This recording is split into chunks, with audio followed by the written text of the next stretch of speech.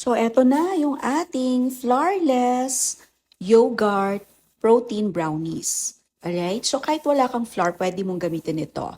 Ang sikreto lang talaga dito, para magkaroon ng structure, is to use egg white powder. And of course, sugar-free chocolates by Keto Cocina.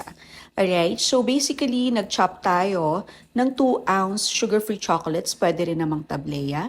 And then, syempre, i-microwave natin to or i-double boil natin ito with a half cup coconut oil. At kapag nag-cool down na ito, eto na, sunod-sunod na natin ilagay ang mga wet ingredients. Of course, including yung ating plain Greek yogurt or unsweetened yogurt na DIY natin. And then you add all the dry ingredients for this one.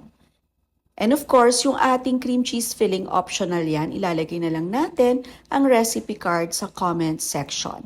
Ang sikreto rin para sa fudgy brownies na ito is yung ating sugar-free chocolates by Keto Cocina. Pwedeng chocolate chips or chocolate chunks. No? I-chop lang natin yung classic dark chocolates for this one.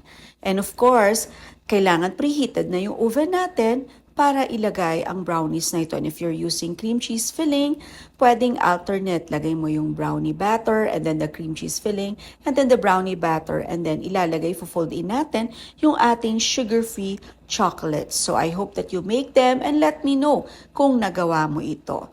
Happy low-carb baking!